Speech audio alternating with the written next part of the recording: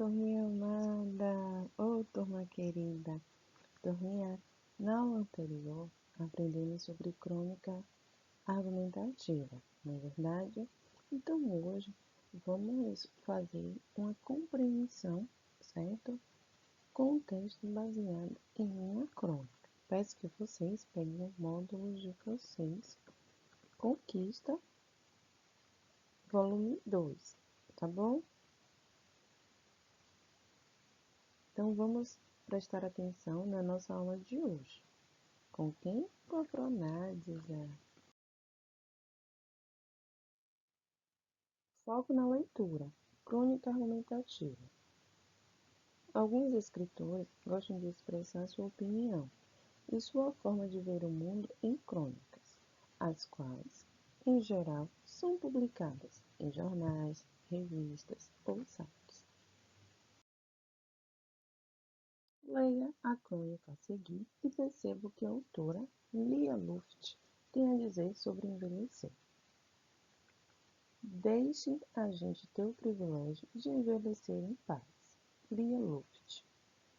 No mês de setembro, ocorre a maioria dos aniversários de minha família. Eu mesma, netas, filhos, irmãos, além dos que já se foram, como mãe e avó materna, sem contar os amigos. Suponho que tenhamos sido inventados nos cálidos meses de verão. Tenho, em relação ao correr do tempo, não a amargura do medo real, mas curiosidade. Desde quando, menina mimada, bate o pé porque queria alguma coisa, agora?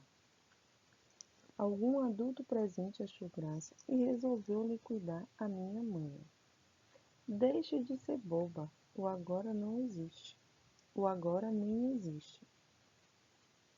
Iniciou-se um diálogo surreal. A menina curiosa e teimosa insistia em saber que história era aquela. Explicaram que o tempo passa constantemente, de modo que, quando pronunciamos a última letra da palavra agora, esse agora já é passado. Obstinada várias vezes, tentei pensar a palavra agora, empilhando as letras numa coisa só, mas desisti. Então, a cada momento, tudo passava, mudava e já era outro? Eu já era outra? Comecei a me angustiar. Eu me angustiava com as coisas que pouco tinham a ver com crianças, que, segundo os adultos de então, deviam brincar, comer, dormir e se portar bem. Sempre tive vontade de ser adulta. Achava a vida e os assuntos dos grandes muito mais interessantes do que os infantis. Detestava ser comandada, numa época de educação bastante severa. Por que ir para a cama às 7h30? Por que só comer comidinha inocente, como purê de batata e carne de frango? Por que não falar muito à mesa? Por que ter que aprender prendas domésticas para toda boa menina? Eu não queria ser uma boa menina. Queria ser a Emília do Monteiro Lobato. Aí fui vendo que a passagem do tempo não apenas significava transformação e novidades, parte boa para quem facilmente se entediava, mas também perdas, e para muitos o terror da perda da juventude. Tornou-se uma epidemia, a busca desesperada por deter a qualquer custo os sinais do tempo. Parecer 30 aos 60, ter lados sensuais aos 70, vale a pena? A velhice, desde que não como detestavam nome de melhor idade. É uma fase natural da vida, um dom a ser curtido. Dor e doença não escolhem idade, nem sempre a juventude é linda. No avançar do tempo, importa preservar certa elegância quando dá, e cultivar o bom humor quando possui. Tônia Carreiro, ao fazer 80, respondeu uma jovem jornalista que lhe perguntava como encarava a velhice. Velhice? Eu acho ótimo, porque a alternativa é morrer jovem.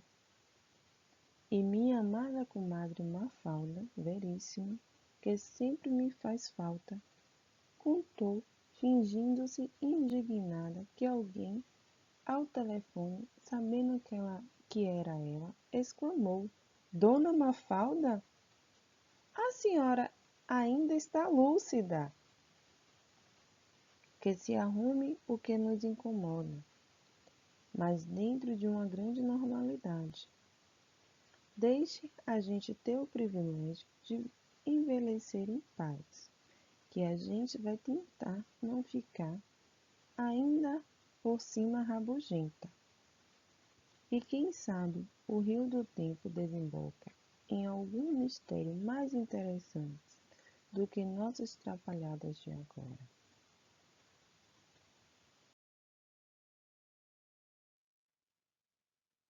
A escritora gaúcha Mia Luft sempre gostou de ler. Formou-se em pedagogia, mas, como aprendeu alemão desde pequena, com o passar do tempo, começou a trabalhar como tradutora para algumas editoras. Também traduziu obras de escritores de língua inglesa, além de professora e tradutora. Luft escreve poemas, contos, romances e crônicas como textos vivos. Bom, turminha, espero que vocês façam essa leitura, certo? Junto comigo. Caso ainda tenham alguma dúvida, releiam novamente, certo? E daí então vocês irão fazer a compreensão desse texto. De maneira geral, qual é a finalidade dessa crônica? No título, o leitor fica sabendo qual é, segundo a autora, a maneira ideal de envelhecer. Leia novamente o título da crônica. Deixem a gente ter o privilégio de envelhecer em paz. Como a cronista entende que deve ser o envelhecimento? A quem a cronista se refere ao usar a gente? A quem a autora busca uma referência a usar a forma verbal deixem?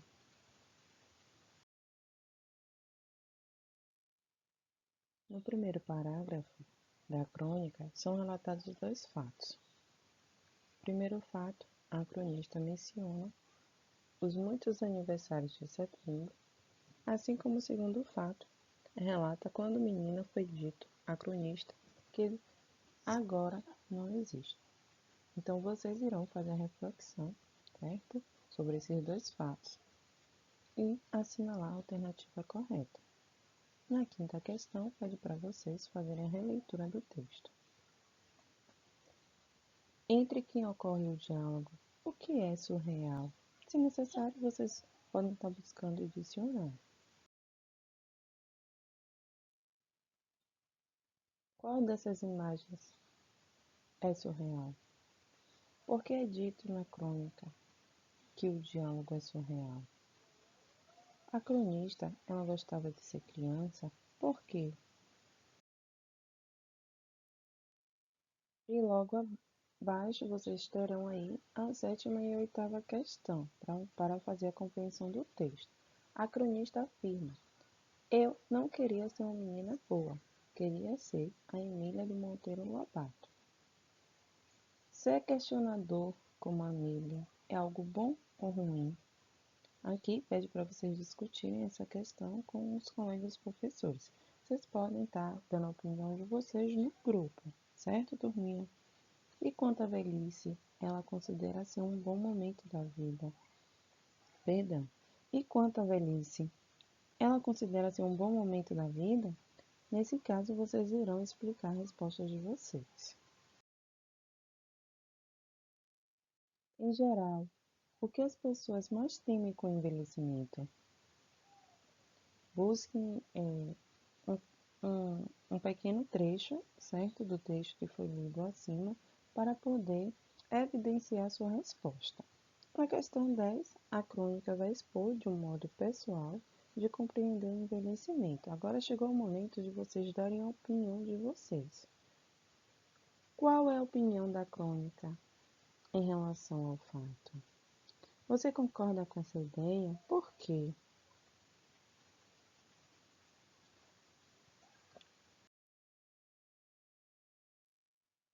Os fatos do dia a dia são matéria-prima da crônica, texto em que o autor vai apresentar o seu ponto de vista particular sobre um fato. É escrita, em geral, para ser publicada em jornais, mas também ela pode ser publicada em revistas, sites e livros, como coletâneas de texto publicado em outros meios. Há vários tipos de crônica.